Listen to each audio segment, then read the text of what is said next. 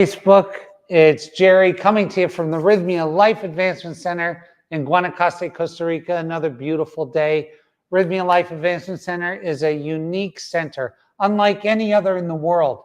And we use metaphysical teachings, yoga, meditation, breath work, farm to table organic food, the cleanse, and ayahuasca, to bring about an amazing change in someone's life.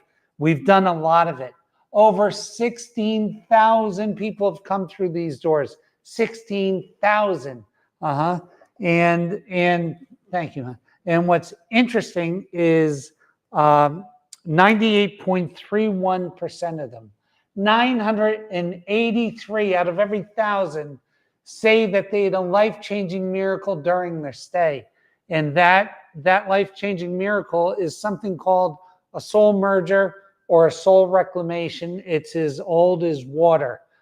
This thing that happens to someone when they get to see themselves from outside their body, and this amazing miracle happens in their life. Now, the better part of that is at 6 months, they get another survey, and 90.22% say not only is that miracle still working in their life, but that this week spent at Rythmia was the week that changed their life forever. So that's a crazy, crazy, crazy thing. The week at Rythmia is a turning point in your life. Now, that's my falcon right there. And that's so crazy. I have falcons here in Costa Rica. On any given day in my yard, you can see boas, you can see red-tailed macaws, you can see falcons like this bird right here, you can see iguanas, monkeys. It all happens in my yard here, which is crazy because I'm from Scranton, Pennsylvania, so it's a big change. Anyway, talking about these things. So this miracle that happens, this amazing event in people's lives, because we're so good at it, and so many people have come through. We get all kinds of folks, a range of folks. That falcon's yelling. Can you show them the falcon 1 second? Yeah, just show. He keeps yelling at me because he wants something from me. Crazy, huh? Hi. It's behind the thing? Okay, don't worry about it. Okay, we'll get to that in a minute. So I just get a charge out of that bird. Anyway, so this crazy thing happens and this soul merger occurs. Because it happens, people come from all over the world. I get as many people from Dubai as I get from England every week. Like, they come from all over the world, and all kinds of people come. So over 16,000 people. We have a beautiful board of directors who have all come here, experienced the medicine, and it's changed their lives. Who's on that board of directors? The greatest surfer of all time, Kelly Slater. Cesar Millan, the dog whisperer. Martin Luther King, the son of Martin Luther King and Martin Luther King III, is a civil rights leader. Frank Biden, President Biden's brother. Earl Koski, Tony Coe, and I know that I'm forgetting, Brandy Sabella, Ron White, the comedian, all had this experience here, and it changed their life, and they've joined our board of directors. And normal people, just like you and me, come here to have this change. So I want to talk a little bit today about the primary components of what happens after you have this soul merger. Over 90% of the time, you decide to devote your life to becoming a beneficial presence in the planet. Catch that. You decide to devote your life to becoming a beneficial presence on the planet. That one thing is a ceremony of life in itself. And so what does it take to really, really, really become a beneficial presence? Honestly, it usually outpictures in the form of success.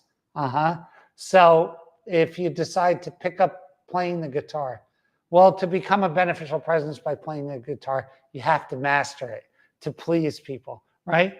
You might do it by opening a restaurant. You might do it by opening up a senior care facility. You might do it by starting a church. You might do it by becoming a healer. You might do it by choosing to raise the most beautiful family ever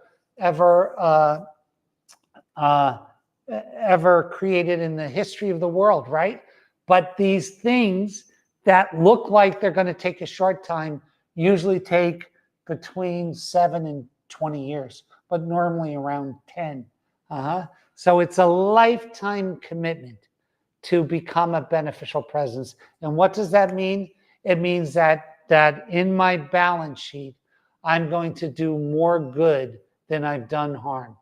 I'm going to create more positivity than negativity. I'm going to do more good things than bad things, right? That's becoming a beneficial presence.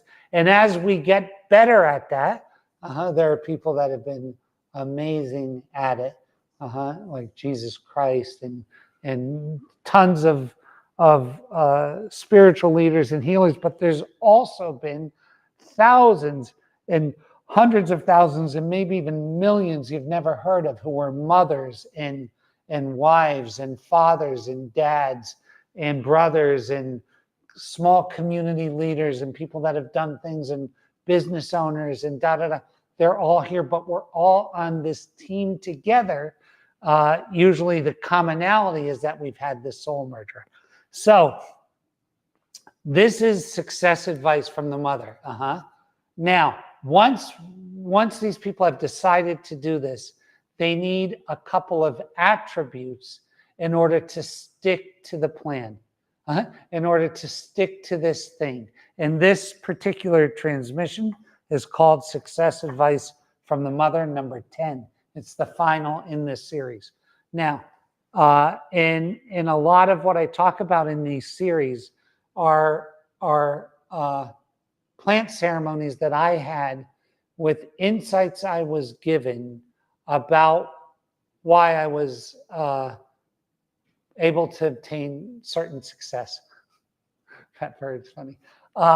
And one of the primary ingredients for this type of success is grit. And what is grit? Grit is the ability to go forward and to honor your commitments to yourself in spite of a million outside factors that might be intent on deterring you from it. Grit. It's an old-fashioned word, and it's this absolutely beautiful word that is the primary component, the first ingredient after the merger in the recipe of becoming successful in this beneficial presence on the planet plan. Grit. So why is grit so important? Because grit is the glue that holds the promise to yourself together. So when people have a soul merger and they think, oh my God, I'm going to do something with my life and I'm going to become a beneficial presence on the planet. And that becoming a beneficial presence on the planet is going to involve my becoming this greatest healer of all time. And that's a 10-year deal. So that's my promise to myself. Now, what keeps me going forward is grit. So the glue that holds that promise together is grit, because there's going to be a million reasons and ways to divert me off that plan of my becoming that healer. There's going to be a million ways, a million things that are going to tear me from it. Now, some of the things that I'm going to need in order to be able to get there are these promises to myself. So I know of a couple that are absolutely necessary in order to make it that far. because our memories are fallible and we forget from day to day what we're supposed to be doing. So it's important that we have a body practice.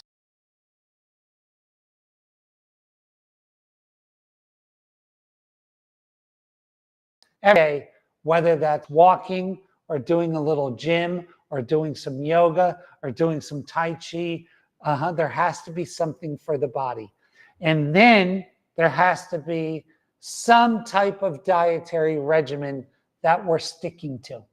That's part of the consciousness of this plan. And it doesn't really matter which one, as long as we're sticking to something.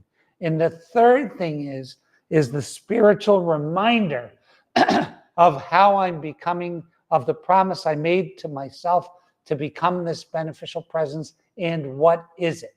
So that may be yoga, that may be breath work, that may be meditation, but within that, there has to be some kind of spiritual mind treatment that gives thanks for the total coming together of how you're going to be. So in other words, if I have made up my mind to become the best Reiki healer ever in the history of the world, and to help people from all around with my gift of Reiki, I have to make, in my spiritual mind treatments, in my morning thanks prayers, I have to thank God for making me the greatest Reiki teacher that has ever lived. And I will thank God for that in my prayers. And that creates, number one, a feeling like I've already attained it, which from a frequency and vibration basis allows those things that help me get there to enter me, to propel me forward, number one. But it also reminds me of the agenda of the day and what I'm supposed to be doing. These are imperative things. So grit is the ability to stick to those basic three things every day to set my stage, and then to constantly move forward, because it's going to get harder until it gets easier. And when that is, nobody knows. Nobody knows. There's no guarantee. There's no, on day 3,941, it's going to all start flowing with you. There's none of that. That's the beauty of that. That's the richness of making this commitment to your fellow brothers and sisters in God, that I'm going to do this thing regardless of the outcome, regardless of what it does to me, regardless of how it stretches me, regardless of how it challenges me, regardless of what I lose in the process, because I'm going to gain so much more in the end. That's it. This is the deal. Now, grit, and this is an argument that comes up with some people when they talk about getting this thing, to achieve this thing. They talk about intensity over consistency. And I can tell you, in that race, the one that's more important is absolutely consistency. Because water breaks rock through consistency. Grass breaks concrete and blacktop through consistency. Consistency is the ingredient. And I want to tell you, the first thing that you should say goodbye to is a shortcut and a fast way home. Because all that's going to do is set you up for sadness, that you didn't get the shortcut and you didn't get the fast way home. So in other words, if you're not in love with the long run, don't start, because you're going to fail and you're going to be upset. So if you can get past that, and that's, for most people, that's a real hard thing. I've been doing it for a long time, so for me it's easier. But if you can get by that, and if you can remember that showing up and just doing these things at a low intensity, but consistently doing them, is what's going to win the race. Now, Not what's going to win the race, but what's going to get you to that goal. Now, in life, in nature, there are uh, there are aberrations or things that are one-offs that come about in certain lifetimes, and we get to see them. We get to see them in athletics a lot and in business on occasion. And so what comes to mind is the horse secretariat, or the person Michael Jordan or Tiger Woods or Kelly Slater, where intensity meets consistency. And when that happens, you get a world beater, something that excels beyond all things. When that happens, when intensity meets with consistency, you get this world beater. Now, I'm not a world beater. I'm a middle of the road kind of person, right? And I've had commercial success. I've made $100 million. So I've done okay. I'm middle of the road guy. There are those that aren't. The Jeff Bezoses, the Elon Musks, the Sam Waltons, the Henry Fords that had intensity and consistency together. The Jesus Christ that had intensity and consistency together. But this race isn't against them. This race is against you. And what I mean by that is that in the universe, all progress comes from stretching. All progress comes from stretching. So when we lift weights and we build muscle, it's because the muscle tears. So all progress comes from resistance, is a better term than stretching. So, but consistency, the water that's going to break the rock, the grass sprouts that are going to break up the concrete, the asphalt, or the blacktop. You're that thing. If you do it consistently, even at low intensity, you will win the race. You will win the race. In life, in real life, the tortoise always beats the hare, because the hare runs out of steam, and the tortoise never does. And the race is long. So what I'm going to tell you is, when you adopt that mentality, you win in that moment. So here's the thing. I know with rythmia, I know I have already won. I know I've already won, because I'm not going to leave this outcome until it's what I want. So I already won. The rest is details. What happens in the middle to me, hey, you get this, you lose that, you win this, you lose those 10, are merely details, because I've already made up my mind. The only thing that can keep me out of the race is death. I've only lost when I've died, and I haven't lost because I know what happens then. So that's the mentality. And that was my message to you today, that the consistency versus intensity message. And I leave that with you on this, our final episode of Success Advice from the Mother. We have a big week this week. There's 87 people here. It's a Taito Juanito week. He's a beautiful guy. And we're going to have a wonderful week. Thank you for coming and listening to this today. But more importantly, get to rythmia, because it is the turning point in life. It is the turning point in life. And I can guarantee you that. So please come here. Until next week, God keep you, God hold you, and we will see you next week.